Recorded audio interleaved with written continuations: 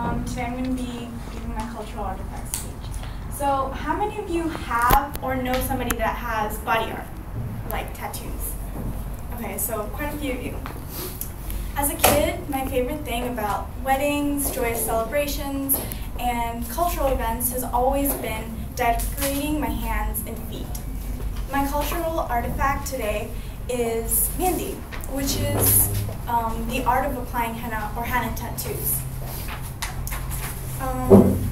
This art form has been around since ancient times. It's practiced throughout Asia, the Middle East, and even Africa.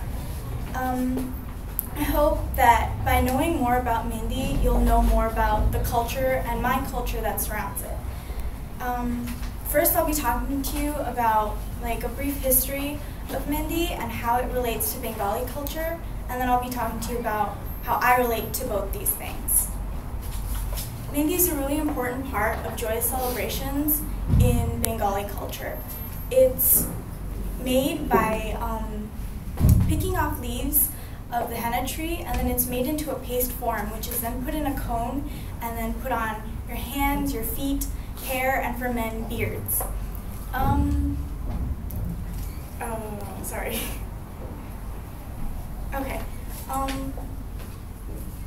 It's been around since ancient times in South Asia, but recently, around maybe 1996, according to mehndi, applying henna to body art, it started to become popular around 1996 in Western culture as well. In Bengali culture, it's really important because both Hindu and Muslim Bengalis have ceremonies during their weddings where the women get all decked up with henna. So they have henna from their hands, from their fingertips all the way to their elbows, and they put it on their feet, and now they put it on their back, chest, whatever. But yeah, these are usually all-day events. Not only the bride, but her family and all the women attending the wedding will also get their henna done.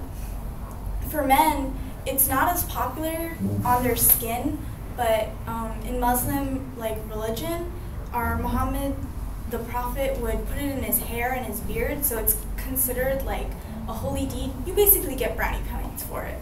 So that's what men do, but it's becoming more popular with men, and you see it on their skin. Now that I've talked to you about a brief history of mehndi and how it relates to Bengali culture, I'll tell you how I relate to both those things. Like any art form, it takes just a little bit of talent and a lot of practice. So I didn't get pushed into this art form, but I did come across it by accident, I guess you could say. Since I was little, always my mom or my aunts would apply henna for me, but they weren't really that good, so they'd always do little flowers or maybe just a circle and fill it in, be a moon. So one night I got frustrated with my mom because she wanted to do a moon again. So I was like, you know what, I'm gonna go to my dad. So I told my dad, Dad, will you put mehndi on me? And he's like, sure, sweetie. So I sit down, he's like, you have to keep your eyes closed. I keep my eyes closed. I'm so excited. He finally tells me to open my eyes, and I want to cry. He just literally scribbled all over my hand. And I asked him, Dad, what is this? What did you do? His reply, cool as a cucumber, says modern art.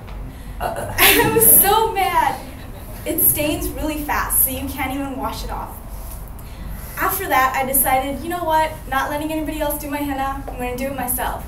So I started asking my parents to buy me cones of henna, or I'd make the paste at home, and on my off time or during celebrations, I'd practice on myself and my younger sister. And I started getting really good at it. So now, whenever we go to weddings or whenever we have religious holidays at home, I will apply henna to my mom, my sister, myself. And if my cousins have time or my aunts have time, they usually come over as well. In conclusion, I hope now you guys all know more about henna and the culture that surrounds it. And first I talked about the history of henna and how it related to Bengali culture, and then I talked about how it related to me. So henna is really important to me, and it's my favorite aspect of Bengali culture. And I want all of you, next time you're walking around, you see somebody with a tattoo or henna, take a moment and appreciate that body art. because it's living and it's breathing.